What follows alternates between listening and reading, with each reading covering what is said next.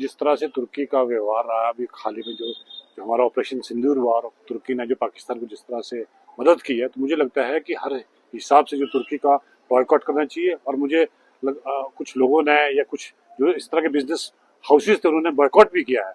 मुझे लगता है केंद्र सरकार को इसको गंभीरता से लेना चाहिए कि जिस तरह से जो वहाँ का सेब आता है उस पे वो बैन कर देना चाहिए। और इतना ही नहीं, वहाँ पे हमारा जो टूरिज्म जाता है, टूरिज्म के इंडस्ट्री जो लोग हैं उन्होंने भी वहाँ पे जो काफी सारे तकरीबन 70% से ऊपर जो बुकिंग कैंसिल कर दी है। और साथ ही साथ तुर्की से आपको बताऊं कि फंगीसाइड और हमारे यहाँ पे जो स्प्रेज होती है, चाहे सेब पे होती हो या एग्रीकल्चर पे होती है, वो भी काफी सारा मात्रा में जो वहां से आयात किया जाता है, तो उस पर प्रतिबंध लगना चाहिए। और साथ ही साथ हमारे जो यहाँ पे बिलासपुर लेह के लिए जो रेलवे का जो सर्वे चला वो भी एक तुर्की की कंपनी के पास है। तो मुझे लगता है कि भारत सरकार को भी कैंसिल करना चाहिए, क्योंकि अल्टीमेटली कहीं ना कहीं देश से जुड़ा हुआ मुद्दा है। और ये हमारे आर्मी पॉइंट ऑफ व्यू से भी कहीं ना कहीं दिक्कत रहेगी कि कल को अगर तुर्की जो है वो उसको बाद में यूज कर सकता है पाकिस्तान या चाइना के लिए। तो मुझे लगता है गवर्नमेंट ऑफ इंडिया और खासतौर पर मोदी सरकार को इस पे संज्ञान लेना चाहिए और ये जो प्रोजेक्ट को लेकर जो इनको जो दिया गया है उसे कैंसिल करना चाहिए।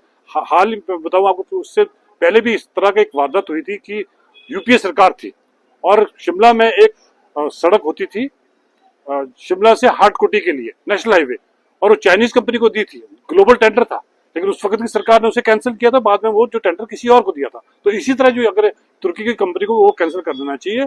और हम रेलवे के खिलाफ नहीं है, बट कहीं ना कहीं तुर्की की जिस तरह से वो लाइनमेंट की जा रही है उससे बहुत तादाद में जो सेब पेड़ जा रहे हैं।